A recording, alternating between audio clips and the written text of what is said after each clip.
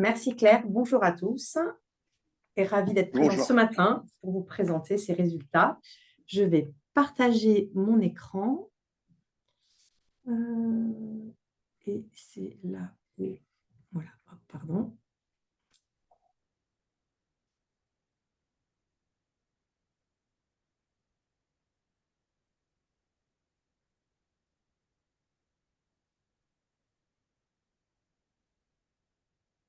Voilà, je pense que normalement, Ludovic, tu me confirmes, on voit bien l'ensemble de l'écran. C'est au top, Marie-Laure. Parfait. Donc, effectivement, on a le plaisir de vous présenter les résultats, notamment donc, de l'Observatoire des services clients de l'année, mais qu'on mettra bien évidemment en regard aussi à l'ensemble des enseignements qui sont faits lors des tests et de l'élection du service client de l'année et d'autres informations complémentaires. Alors, quelques mots de méthodologie.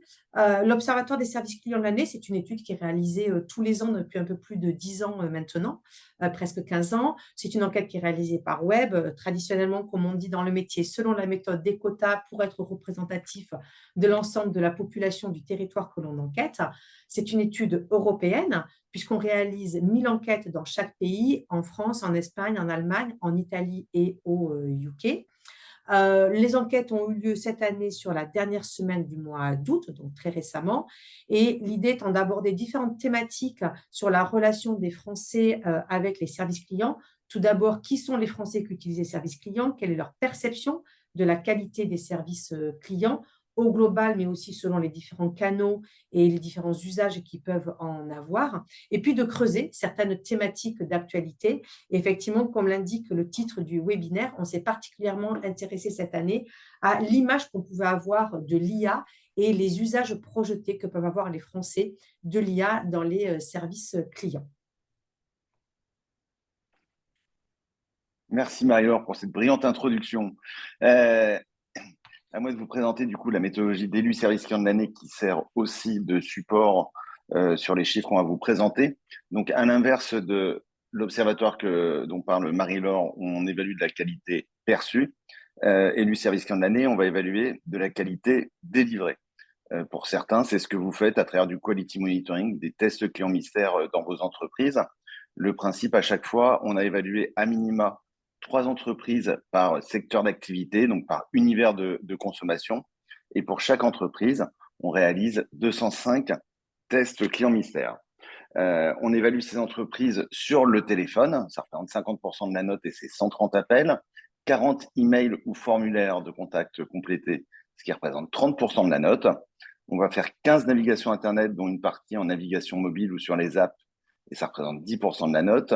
10 contacts via les réseaux sociaux et on se concentre sur Facebook, et 10 conversations par chat, et tout ça, c'est 5% de la note. À chaque fois qu'on rentre en contact avec vos entreprises, on évalue de 10 à 15 critères en fonction du moment où ça se déroule, des situations qu'on rencontre et du canal qu'on évalue. Ce qui fait qu'au total, par entreprise, on évalue jusqu'à 2655 critères. À la fin, il y a un lauréat ou pas par catégorie.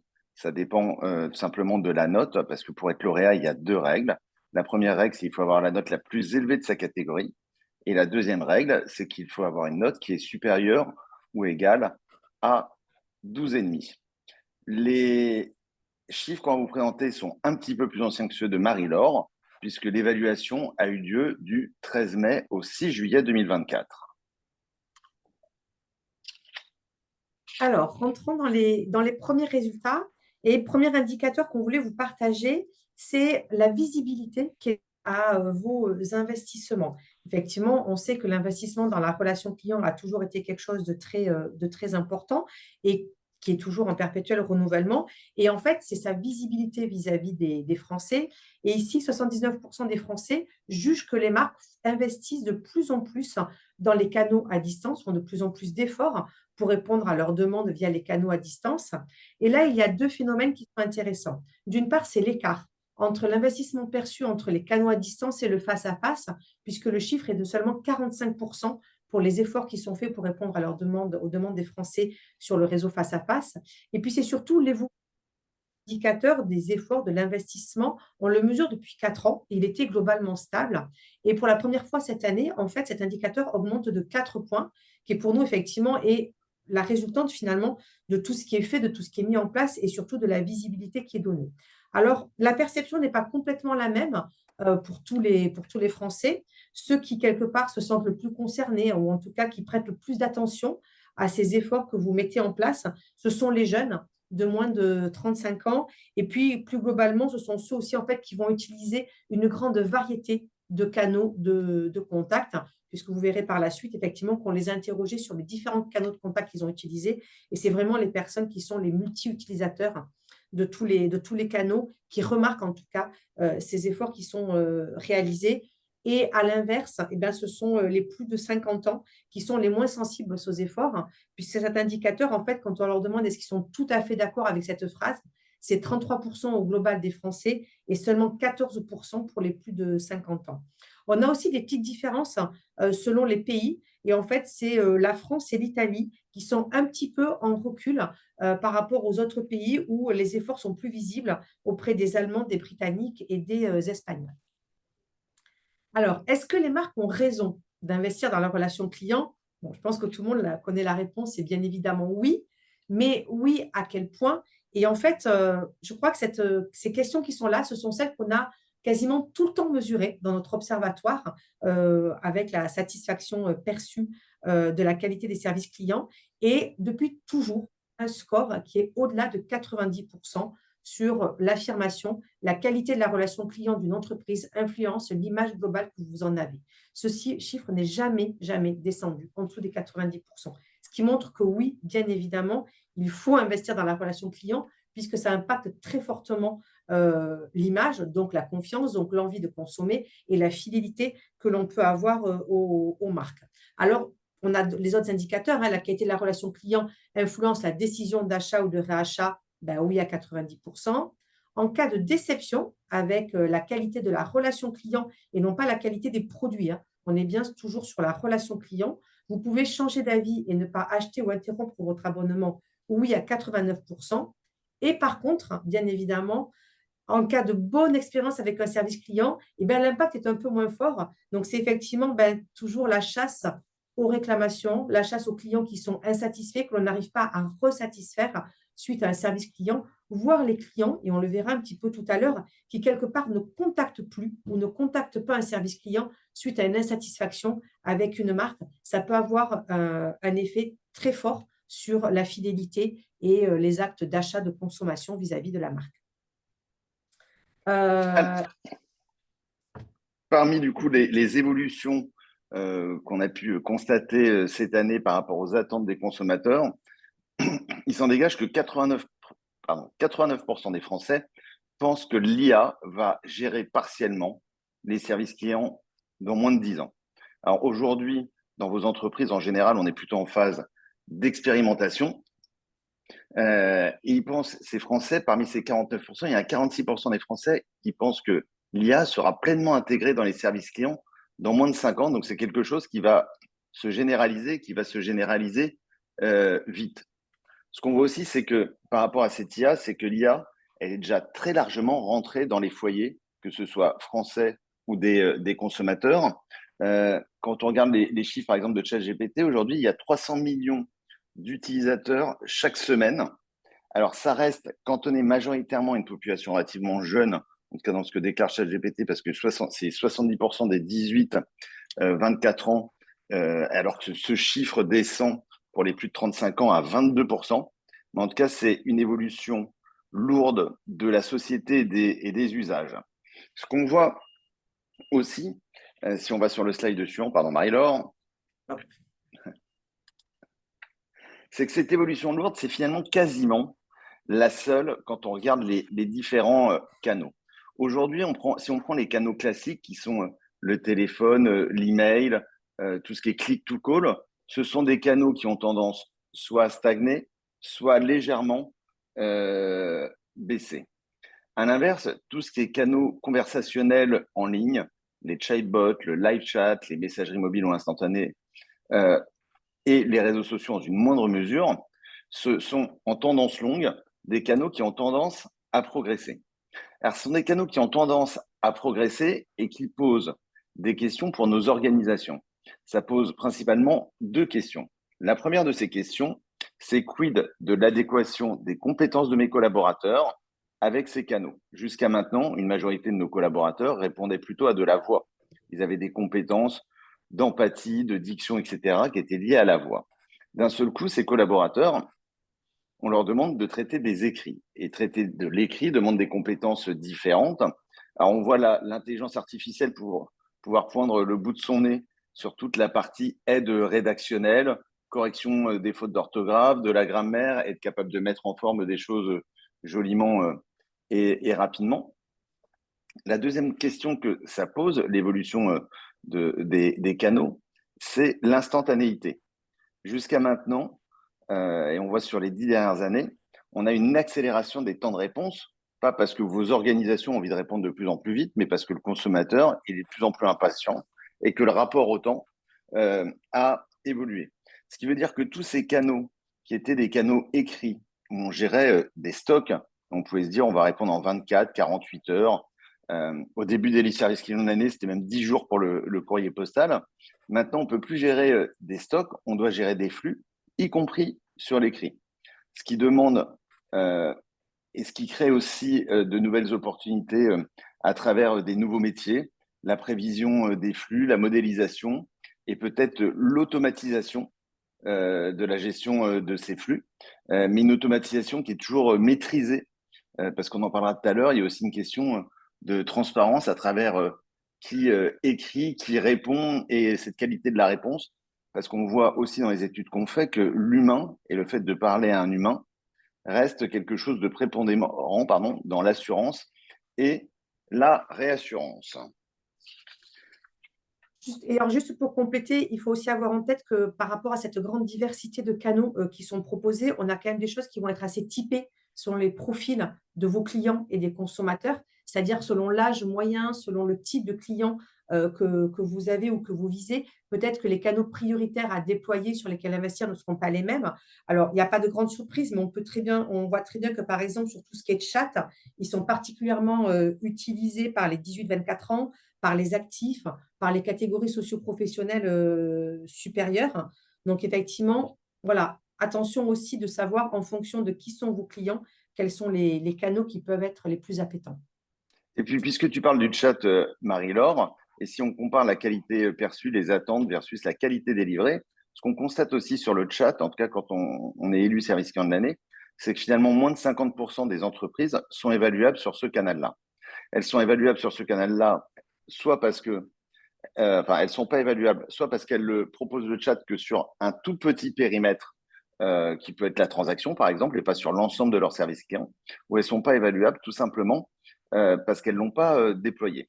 Lorsqu'elles sont évaluables, ces entreprises sur le chat, on rencontre une première difficulté qui est la joignabilité. C'est-à-dire que souvent, les interactions sont plutôt longues avec les marques pour entrer en relation avec elles. La deuxième chose qu'on constate, si on reste sur le canal de chat, c'est une question autour de la disponibilité. C'est-à-dire que le chat, il apparaît ou il disparaît très souvent en fonction de la disponibilité des collaborateurs. Alors que la promesse relationnelle de vos marques, et c'est bien là-dessus que se base un consommateur, c'est d'être joignable sur ce canal-là. Donc, on a beaucoup de consommateurs qui sont un peu déstabilisés et on voit qu'on a souvent une qualité de service qui est proche de 50%, donc relativement faible versus les autres canaux, parce qu'ils ont pris l'habitude ou ils souhaiteraient vous contacter par chat. Les entreprises disent on est joignable par chat, mais dans plus de la moitié des cas, la fenêtre de chat n'est pas accessible parce que les collaborateurs ne sont pas disponibles alors qu'on est en jour, heure ouvrée, et en tout cas en jour et heure d'ouverture du service client. Alors, en parallèle à tout ce que l'on vous indique, on s'est aussi intéressé chez BVA Insight un petit peu au point de vue des professionnels, que vous êtes de la relation client.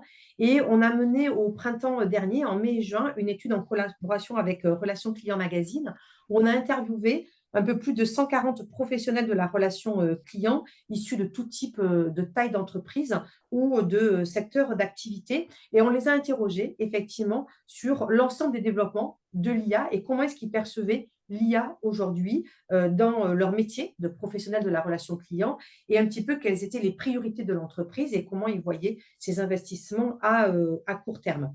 On vous mettra dans le fil de discussion, si vous le souhaitez, le lien du rapport complet de cette étude qui est téléchargeable sur le site de BVA Exact. Comme vous voyez sur cette slide, en fait, un des enseignements qui nous a le plus marqué à la suite de ces entretiens, c'est en fait que 58% des entreprises, des personnes qu'on a interrogées, nous ont dit qu'ils étaient en phase d'expérimentation de l'IA et, j'ai envie de dire, seulement 22% en phase de déploiement. Alors, quand on regarde ce chiffre comme ça à première vue, on peut être surpris. On aurait envie de se dire peut-être que toutes les entreprises sont déjà en phase de déploiement.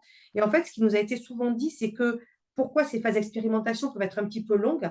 C'est parce qu'en fait, les déploiements ne vont se faire que lorsqu'il y a une garantie de fiabilité, de sécurité et de qualité de la donnée. Effectivement, Ludovic tout à l'heure parlait de l'humain, parlait de la confiance. Et effectivement, utiliser l'IA, c'est d'abord s'appuyer sur des professionnels, souvent des outils, de la tech, des startups, mais c'est aussi pouvoir garantir à l'ensemble des consommateurs des données qui soient fiables et sécuriser notamment les données personnelles. C'est souvent un sujet qui revient. Après, le bon équilibre, c'est de trouver effectivement quel est l'équilibre que je dois trouver entre mes investissements et le ROI que va me procurer l'IA.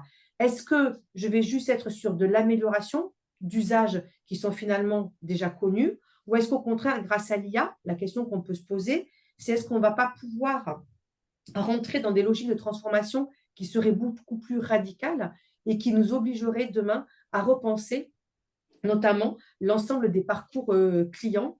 Alors, quand les Français nous disent effectivement qu'ils voient que l'IA sera présente dans les services clients pour la majorité en moins de 5 ans, peut-être que nous, on peut avoir des doutes parce qu'on sait qu'en fait, le chemin va être encore peut-être un petit peu long avant d'avoir des outils qui répondent à tous les critères de qualité et de fiabilité que l'on attend. Alors, on parle d'IA, c'est très, très bien, mais il y a quand même des basiques dans la relation client. On a vu tout à l'heure, effectivement, quels étaient les taux d'utilisation des différents canaux de la relation client. Le téléphone et l'email sont toujours les deux canaux qui sont les plus utilisés. Ils ne progressent plus dans les parts d'utilisation, mais ils sont pour autant quand même majoritaires. Et les Français y voient même un aspect réglementaire. C'est-à-dire que pour 96% des Français, donc je crois qu'on peut parler d'unanimité, les services clients devraient obligatoirement être joignables par téléphone et voire c'est l'État même qui devrait astreindre les entreprises à forcément proposer un service client joignable par téléphone. Quand on leur pose la même question par rapport au chatbot, la réponse n'est pas du tout la même, puisqu'en fait, dans ce cas-là, ils ne sont que 45%, donc un Français sur deux, à penser que les services clients devraient obligatoirement tous proposer un chatbot. Alors, cette technologie, elle est plébiscitée. En tout cas, on voit que l'utilisation se progresse. Les Français, ils sont 58% à dire et à vouloir que l'IA analyse leurs demandes pour gagner en rapidité et en efficacité.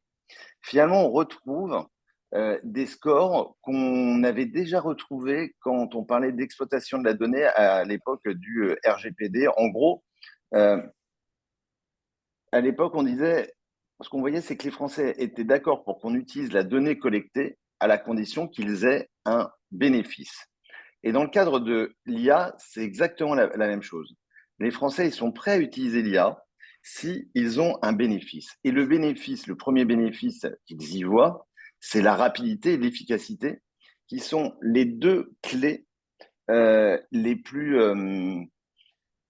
sensibles à chaque fois. Parce que sur un canal, j'ai très vite une mauvaise note si je ne suis pas joignable et si je ne vais pas vite. Et bien sur tout ce qui est technologie et IA, c'est la même chose.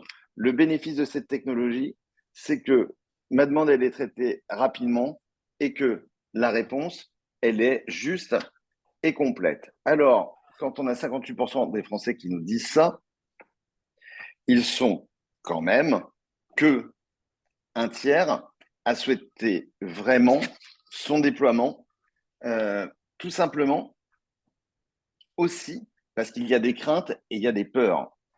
L'IA, c'est aussi de la machine. Ça veut dire qu'on déshumanise la relation, ça c'est le premier point.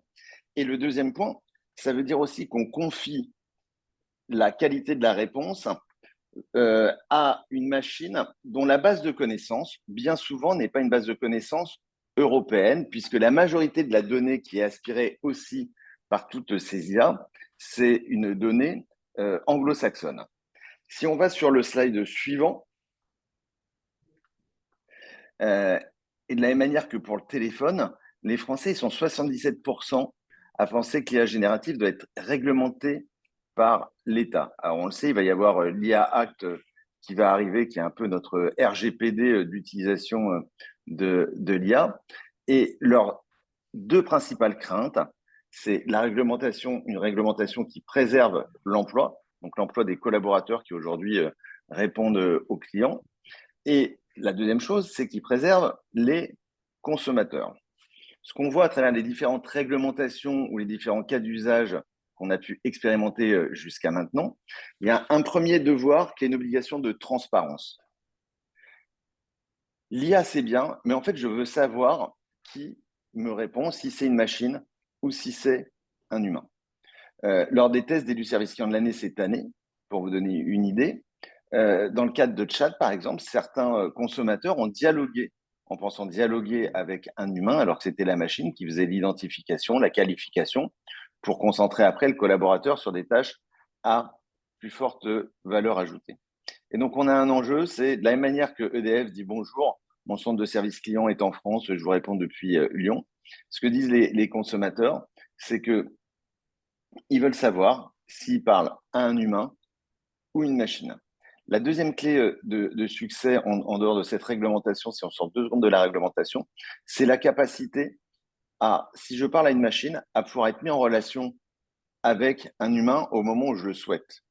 Et on le constate aujourd'hui, souvent, on est dans un entonnoir qui ne permet pas forcément d'aller confirmer cette réponse ou d'aller plus loin avec un humain.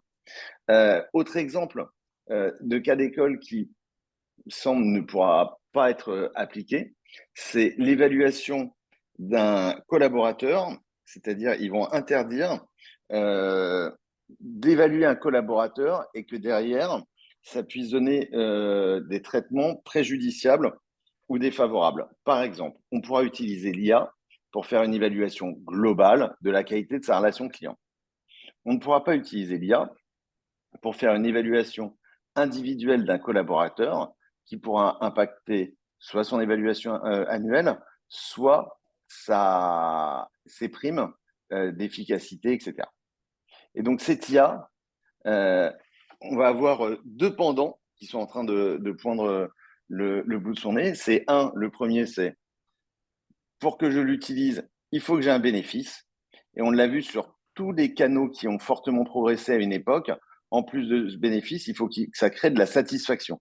Parce que ce qu'on voit, c'est que les canaux qui progressent peu, et on parlera peut-être tout à l'heure des scores de satisfaction, Marie-Laure, les canaux qui progressent peu sont les canaux où les Français ou les consommateurs en règle générale les ont essayés. Ils ont été peu satisfaits et du coup, il y a une faible généralisation. Donc ça, c'est le premier point. Le deuxième point, c'est que pour que cette IA progresse, il faut qu'il y ait un bénéfice et il faut qu'elle soit transparente. C'est aussi ce qu'on retrouvait beaucoup dans la situation de la Covid. C'est oui, l'entreprise peut rencontrer une difficulté. Il suffit qu'elle m'explique pourquoi, dans quelle situation elle est. Et là, c'est exactement la même chose. Quand j'échange avec quelqu'un, j'ai besoin de savoir en fait avec qui j'échange, dans quel cadre et dans quelles circonstances. Alors, maintenant qu'on a parlé un petit peu des usages projetés, on peut revenir sur finalement, est-ce qu'il y a beaucoup de Français qui utilisent les services clients? C'est un chiffre que l'on suit effectivement aussi et que vous pouvez retrouver pour ceux qui sont un habitué de l'Observatoire, un chiffre qu'on aime bien mesurer quand même chaque année. Et donc, 75% des Français ont contacté un service client au cours des 12 derniers mois. Donc, on peut quand même dire que les Français sont des spécialistes de la relation client et qu'on s'adresse quand même à la majorité des Français quand on parle canaux de relation client. Alors, le chiffre est en toute petite baisse par rapport à 2023. Vous voyez, c'était 78%.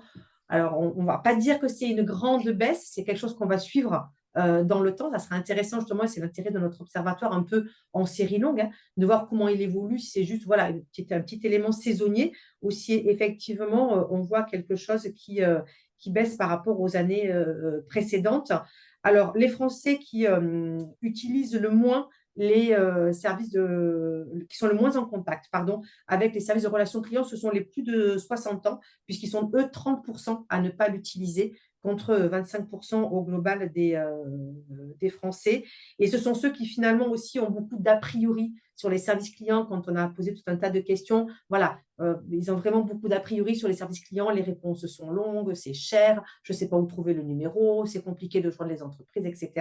Donc, ce sont un peu les clients silencieux, voilà, ceux qui ne vont pas arriver aussi à vous joindre. Et comme on en parlait tout à l'heure en introduction, qui dit client silencieux, il faut toujours être vigilant. Est-ce que ça ne cache pas aussi des clients qui peuvent être mécontents? Alors, quels sont les nombres de canaux utilisés? Donc, par rapport aux canaux que l'on teste, hein, on vous a montré tout à l'heure la liste des canaux que l'on testait, qui représentent à peu près tous les canaux qui sont proposés aujourd'hui, non pas par toutes les entreprises, mais par un panel, on va dire, la majorité des entreprises. Il y a le téléphone, le click-to-call, il y a l'email, le site Internet, la messagerie mobile, les applications, les réseaux sociaux, live chat, chatbot. Et bien sûr, on propose également le face-à-face, même si aujourd'hui, on vous présente l'ensemble des résultats sur les canaux de relations clients à distance. Et on propose toujours le courrier postal, parce que bien évidemment, il y a encore des contacts par courrier postaux, même si ça reste de plus en plus faible. Et en moyenne, les Français vont utiliser chaque année, alors non pas pour une même demande, mais pour toutes les demandes qu'ils vont faire dans l'année, ils vont utiliser 3,7 canaux différents. Et ce chiffre, effectivement, on l'a vu quand même grandement évoluer avec la multiplicité des canaux qui ont été proposés. Là, pareil, par rapport à l'année dernière, il est un tout petit peu en retrait, mais pareil, on ne va pas parler de tendance à la baisse. On reste quand même sur quelque chose qui est autour de 4 canaux différents. Donc, ils aiment cette multiplicité, cette diversité des canaux qui vont être utilisés finalement en fonction d'usages très différents et de cas très différents. Je ne vais pas utiliser les mêmes canaux pour une réclamation, par exemple, que pour une mise à jour de mon compte ou pour une simple demande d'information. Alors, est-ce que ces Français en sont satisfaits des canaux de la relation client? Clairement, on peut dire que oui, puisque le score global satisfaction qu'on obtient, c'est 80%. C'était 81% l'année dernière. Donc, c'est un chiffre qui est très bon. On va dire que dans la statistique, dans les benchmarks que l'on peut avoir, 80%, c'est un score qui est vraiment dans les hauts scores de satisfaction que l'on peut obtenir, avec des scores de satisfaction qui sont quand même relativement différents selon les différents canaux. On en a parlé tout à l'heure, Ludovic disait qu'effectivement, quand on a utilisé des canaux et qu'on n'était pas satisfait de la qualité qui était proposée, ben, on avait forcément moins envie de l'utiliser de nouveau ou d'y retourner. Alors, je vais commencer par le plus bas, quelque part, et c'est le chatbot qui est tout le temps. J'ai envie de dire, la satisfaction ne progresse pas. Elle est de 51%. Elle était de 52% l'année dernière. Elle a été de 54% il y a 2 ans. En tout cas, on est toujours dans le même niveau. C'est un canal qui a du mal à progresser en termes de satisfaction client. On va le voir tout à l'heure aussi avec l'indicateur de confiance. C'est aussi le canal sur lequel les Français ont le moins confiance dans l'utilisation qu'ils peuvent en faire. Ensuite, quels sont les canaux? Je vais aller de l'autre côté. Alors, si on sort un tout petit peu de la relation client à distance, c'est le face-à-face qui est ultra satisfaisant, mais on peut s'en douter, avec 93% d'indicateurs de satisfaction. Et finalement, on a une majorité de canaux qui vont tous être entre 80 et 85% de satisfaction. Donc, si jamais on calculait cette moyenne sans le chatbot, on serait presque à plus de 85% de satisfaction globale sur les métiers de la relation client, ce qui est vraiment un très, très bon score.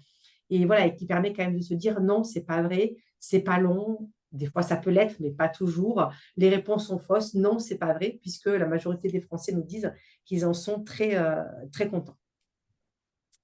Autre indicateur qui lui aussi est très satisfaisant, c'est l'indicateur de confiance que l'on peut avoir envers les services de relations clients, puisqu'ils sont 84% à nous dire qu'ils ont confiance dans la qualité des services clients. Et on retrouve un classement qui est très proche de la satisfaction avec le chatbot un petit peu en recul et les autres canaux qui sont tous un petit peu devant. Alors, si on résume les Français, mais finalement les consommateurs européens dans leur ensemble, hein, donc eux sont des spécialistes de l'expérience client. On pourrait de temps en temps les opposer à vous, qui êtes des spécialistes de la relation client. Ils sont toujours aussi nombreux à contacter les services clients, et ça on constate dans tous les pays. Contrairement à nos a priori, aux idées reçues qu'on pourrait avoir, ils sont très, très, très largement satisfaits de la prestation de la relation client. Alors que souvent, en termes de professionnels, on peut critiquer cette qualité. Et en plus de ça, ils ont confiance, ils disent, ils sont 84% à avoir confiance. Donc en fait, qu'est-ce qu'ils nous disent à travers ces chiffres? C'est plutôt un grand merci pour le travail qui est réalisé. Et en plus, ils se sont rendus compte, à travers les chiffres qu'on vous a donnés tout à l'heure, qu'on investissait de plus en plus massivement dans la relation client à distance, en tout cas que ces investissements étaient de plus en plus visibles et qu'ils en voyaient les résultats. Donc, ce qui est quand même plutôt une très bonne nouvelle. Si on parle de qualité délivrée et donc d'élu service client de l'année, qu'est-ce qui fait qu'une entreprise est lauréate ou pas? Là, vous voyez sur la partie gauche des slides les notes moyennes des lauréats et sur la partie droite des slides, les notes, non, pardon, à gauche la note moyenne des non-lauréats, à droite la note moyenne des lauréats. Premier indicateur qu'on voit, c'est la note globale. Un non-lauréat, il a en moyenne une note de 11,87. On l'a dit, pour être lauréat et élu service client de l'année, il y a déjà une barrière à l'entrée qui est il faut avoir au minimum, à minima 12,5. Les lauréats, à l'inverse, ils ont 16,72 sur 20 en moyenne. C'est-à-dire, en gros, ils sont 5 points au-dessus de la note des non-lauréats. Autre chose qu'on voit, c'est que la note des non-lauréats a tendance à baisser, là où la note des lauréats a tendance à continuer à progresser d'un peu plus d'1% cette année. Autre indicateur qui différencie un lauréat d'un non-lauréat, c'est l'homogénéité entre les différents canaux de contact. Les non-lauréats, finalement, ne remplissent pas leurs promesses relationnelles, leurs promesses de marque sur tous les canaux. On a le chat qui est à 8,51. Marie-Laure en a parlé. Problématique d'efficacité, de confiance et de satisfaction. C'est suivi par les emails ou formulaires à 10,15 où cette année, on constate une baisse de la qualité de service, c'est-à-dire moins de réponses dans les délais à ces emails ou à ces formulaires, peut-être en lien justement au fait que le temps s'est aussi raccourci et que maintenant c'est un flux. On a les réseaux sociaux Facebook et le téléphone à 12,45 et 12,35, là où la navigation Internet reste très élevée à 17,10. Quand on prend les lauréats, ce qu'on voit, c'est que j'ai le téléphone qui est à 17,03 avec, mais en gros, on évolue entre 16 et 17, 16,66 pour l'email et le formulaire, 17,51 pour la navigation Internet, à peu près idem pour les réseaux sociaux. On a le chat qui est légèrement en retrait, mais qui est à un niveau très élevé, parce qu'il est quasiment 2 fois plus élevé que sur les non-lauréats. Donc, le premier enjeu pour devenir lauréat, on l'a dit, c'est une homogénéité de traitement sur les différents canaux, d'autant plus que de plus en plus, on est omnicanal. Et donc, on peut passer d'un canal à l'autre pour une même interaction, parce que j'ai commencé sur de l'écrit, je finis sur de la voix. J'ai commencé avec un chatbot et je finis avec un conseiller. L'autre chose, c'est que le consommateur, nativement, à l'inverse de l'entreprise, il est omnicanal et on l'a vu, il utilise en moyenne 3,7 canaux. Et donc, lui, ce qu'il veut, c'est que ce soit ses demandes, ses échanges, ils soient toujours au même niveau. Alors, si je vous partage quelques histoires pour finir cette présentation et après on va répondre à vos questions, donc n'hésitez pas effectivement à les mettre dans le chat. J'ai décidé de vous afficher deux logos de lauréats. Qu'est-ce qui différencie, qu'est-ce qui font que ces lauréats sont lauréats peut-être depuis une dizaine d'années? Si on prend le cas Total Energy, la première chose qu'ils nous disent, c'est le jour où mon service client a été mis en valeur, c'est-à-dire qu'il a été reconnu par un tiers, déjà, il a été reconnu dans l'entreprise. Et donc, finalement, sa perception, donc ce n'est pas que la perception des consommateurs, c'est aussi la perception dans l'entreprise qui a évolué. La deuxième chose qu'ils disent à travers leur participation à Élu Service Client de l'année, c'est que le fait d'être… Alors, eux, ils ont décidé de participer dans plusieurs pays, parce qu'on est présent dans 9 pays. Et du coup, ça leur permet d'avoir un baromètre, même si le terme n'est peut-être pas exact, Marie-Laure, mais en tout cas d'avoir un indicateur Ça marche, ça va très bien. international et de pouvoir se comparer entre les différentes filiales et les différents pays. Vous prenez un LDLC, produit beaucoup plus affinitaire de la high-tech, société lyonnaise, qui, c'est pas un secret vu qu'il communique dessus, a en général l'une des meilleures notes, si ce n'est la meilleure note, a élu service client de l'année et continue à participer. Pourquoi? Parce que quand on est patron de la relation client, quand on est directeur d'un service, quand on est directeur d'une entreprise, on est finalement comme un pilote dans l'avion. Et on a besoin d'avoir des indicateurs en permanence, et c'est le cas du pilote dans l'avion. Il sait à quelle hauteur il est, il sait à quelle vitesse il va, il sait où se situent les autres avions autour de lui dans son environnement pour savoir comment il doit se comporter. Et bien même lorsqu'on a des notes très élevées, en général, on décide de continuer à participer parce qu'on a besoin de continuer à savoir où on se situe par rapport à son secteur d'activité. Le pilote, il le sait par rapport aux autres avions. Est-ce qu'on continue à avancer dans la bonne direction ou est-ce qu'il y en a d'autres qui prennent de nouvelles directions? Et enfin, il y a une histoire de sens. Nos collaborateurs, quand ils travaillent, ils ont besoin d'avoir du sens à leur travail. Et donc, le sens à leur travail, ça peut être la reconnaissance de leur pairs, ça peut être la reconnaissance des autres services, parce que vous allez avoir le marketing, par exemple, qui va venir voir la relation client en disant, est-ce que cette année, tu vas l'avoir? Moi, j'en ai besoin pour ma communication. Ça peut être aussi un impact sur la marque employeur. On attire plus facilement des talents quand on a une entreprise reconnue comme une experte sur un secteur et le collaborateur il va se dire bah, tiens, je vais pouvoir évoluer, je vais pouvoir apprendre des choses, je vais pouvoir participer à une entreprise positive.